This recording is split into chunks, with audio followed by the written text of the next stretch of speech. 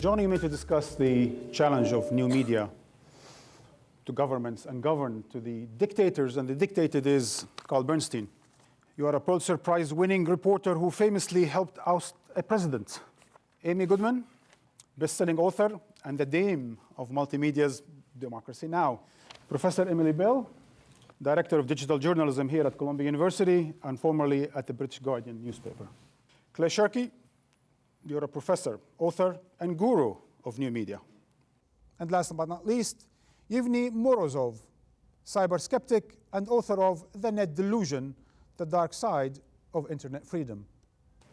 Yevgeny, you're web skeptic, internet skeptic, social network skeptic. Have you changed your mind after these great events in Egypt? I haven't. Revolutionaries will use whatever tools at their disposal to mobilize, and we've seen it through all previous revolutions. You know, the Bolsheviks made great use of the postal service and the telegraph. The revolution in Iran in 1979 made great use of the tape recorders to smuggle in the sermons by the Ayatollahs, right, from Paris. So to me, yes, these tools will be used, and they have been.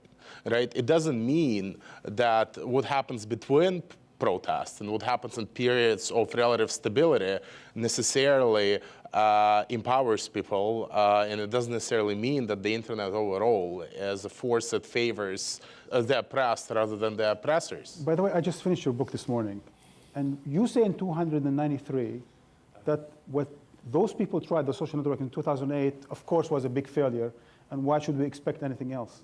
Well, because the conditions on the ground changed, right?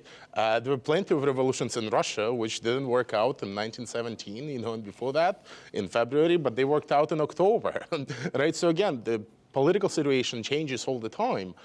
You saw a lot of protests in Egypt mobilized by Facebook in 2008. Why didn't they work out? Because again, the situation was different. The army was not probably yet with the protesters, and the geopolitical environment in the region was different. And yet, Clay, is there an extra role for this weapons of mass mobilization called Twitter and YouTube? One of the interesting things about the countries in the Maghreb, about Tunisia and Egypt, is there was systematic dismantling of the opposition, and yet you still had a world in which people could coordinate to turn out in the streets. You see Libya, you see Gaddafi's government shutting down football games, banning soccer in Libya for the same reasons they're concerned about Facebook or Twitter, which is they're concerned about the coordinating force. The real effect of these tools is going to be measured over years, not over days or weeks. I have 2 points to make. On Twitter.com, if they end up selling for billions and billions and billions of dollars, they better put most of that into a people's fund in Egypt, because that's how their stock went up, and maybe they could abolish poverty in Egypt. That's number one. Number two, it is truly remarkable what young people did in Egypt, like Asma Mahfouz, the 26-year-old young woman who posted a videotape on her Facebook page that called on people on January 18th to go to Tahrir to stand with her on January 25th, National Police Day, protesting police brutality and how much had happened to the people, especially young people of Egypt. But we also have a lesson to learn in the United States. It was quite something to see President Obama making a very powerful statement about people's freedom of press, freedom of assembly, and freedom of access to the internet, that we should be guaranteed this.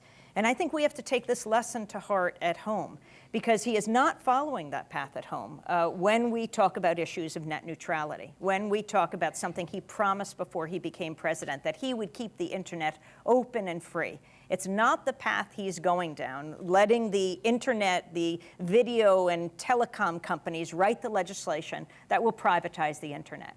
That is the greatest threat, I think, right now in the United States. The thing was that two senators reintroduced the idea for internet kill switch bill on the same day that Mubarak cut the internet in Egypt. And it tells you about the disconnect between the domestic discussion about internet freedom and the aspirations for how it should be used abroad. We want two rhetorics. We want an internationalist rhetoric and we want a nationalist rhetoric, and it is damaging not just our standing in the world in pursuing the idea of one internet, as the Secretary said. It's also potentially damaging us at home in essentially leading to a condition in which we won't enjoy the freedoms that we're actually asking of the rest of the world. I want to just try one thing, and that is that that movements, particularly those that are threatening to governments, and then the governments themselves are going to use in their own time, in their own eras, in their own epochs, whatever tools are available to them, particularly the tools of communication, to fight their revolution and to suppress their revolution from each respective side. This has been true. You can look at it in 1789, you can look at it in this country, and you can look at it in the Soviet Union, and you can look at it in Egypt. But now we have tools that operate supersonically. Carl, are they leveling the field between government and governed? They're changing the dynamic. It's an eternal game, and usually the suppressive force is on the wrong side. I don't believe that states will be able to successfully titrate how early and how tightly to shut the internet down. That had Egypt gotten in the business of shutting the internet down when there was a threat of revolution, they would have been shutting it down progressively since 2004. You can't be a modern country if people can't SMS each other. But in Egypt, isn't that what happened? They shut down the internet and they still used various sorts of communications. Yes, and then they shut those down, and then they realized they couldn't. Exactly. And then they actually printed a newspaper and distributed it by hand around If I Tahrir ran a Square. newspaper, I would be really worried because the Egyptian government shut down the internet, then they shut down mobile, then they shut down landlines, and they said to the newspapers, "You're fine." Ultimately, it is people who make these revolutions and rebellions using any tool that they can, whether it's the satellite networks, and AlJazeera has been key in this. We haven't even talked about that. That's not the internet. That is just people finally, a global satellite network, whether or not it can be gotten AlJazeera English in the United States, which is another whole story that we should have an entire show on, because it's astounding.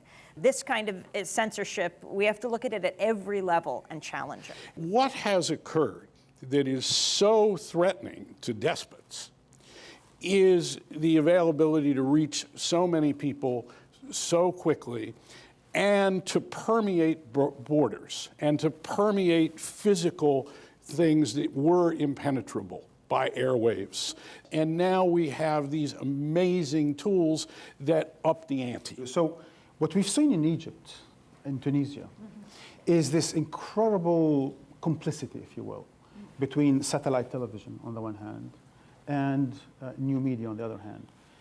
Is this to be applicable now in the global, maybe Arab world, Middle East, and throughout the third world? The role of kind of corporate media, mainstream media, has to be, if it's going to be, true to the mission of journalism, which is holding power to account, actually able to kind of concentrate efforts against exactly these kind of inflection and pressure points in government and in corporations, which involve the law and involve finance, as well as involving government, and in other words, to focus and put a shoulder to the door on some of these. So I think that actually being able to do that is a really key role for the mainstream media, because mainstream media is still, respected, and it has access to government in a way that, the internet, it doesn't yet have the collective power to do some of those very kind of, labor-intensive and